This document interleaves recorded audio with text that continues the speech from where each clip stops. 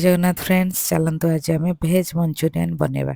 भेज मंचूरियन आम पत्रकोबी नवा, गाजर, कैप्सिकम, पियाज ए सब नवा। जदि पियाज ठंडा भी मिलू थाए ताले सेटा भी आपण ऐड कर परिबे। नहीं तो जदि आपण किसी सब्जी पकाया को चाहू नाहांती ताले गाजर और कैप्सिकम को भी स्किप कर परिबे। खाली पत्रकोबी एवं पियाज को लेके आपण बनै परिबे मध्य। पत्रकोबी, गाजर, कैप्सिकम एवं आमर जो पियाज नहीं ताको हम पूरा फाइन चॉप्ड बनेबे। जेमती मु वीडियो रे बनैछि सेमती पूरा भलो भाबरे काटी ताको फास्ट नेबा। आ गोटे कथा ध्यान देवे जेतेबेले आपण प्रथमे पत्रकोबीटा काटिबे ताको लूण टिके पकेइके अल्प 5 मिनिट पर्यंत रखि नेबे। देखि सेथिरु जहा पानी बाहरिया कथा से पानी बाहरी पड़ो सेटाको आपण चिपुड़ी कि नेबे। नहले जदि बेसी पानिया हेजिबो ताले परे हमु कॉर्नफ्लोर, मैदा ए सब अधिक परिमाण रे पकेइको पड़िबो। वेजिटेबल गुड़ा को मु जेपरि भाव में काटी से भाव में आप पूरा भल भाव में चॉप करेंगे।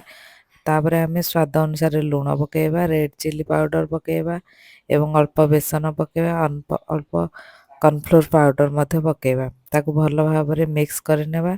तापर अल्प मैदा ऐड करबा, सेथिरे विनेगार पकेबा एवं सोया सॉस मध्य अल्प अल्प पकेबा।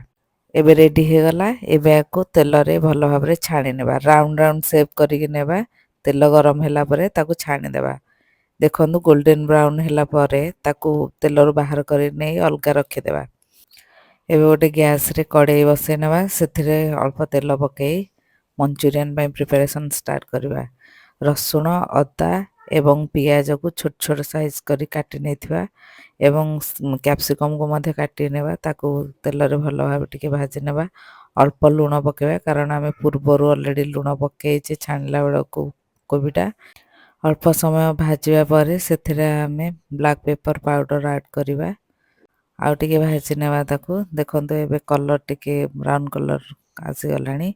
सेथिरे एबे tomato sauce, soya sauce, chilli sauce पके ताको भलो भाव रे टिके मिक्स करि नेबा एवं कॉर्नफ्लोर रे अल्प कॉर्नफ्लोर पाउडर रे अल्प पानी पके ताको सेथिरे ऐड करवा। ऐड करके टिके समय देखिबे ताको गरम होला परे फुटला परे देखिबे सेटा टिके हल्का बहलिया हे जिवो एवं तापरे आमे मंचूरियन जो छाणी के रखिथिले सेटा ऐड करवा।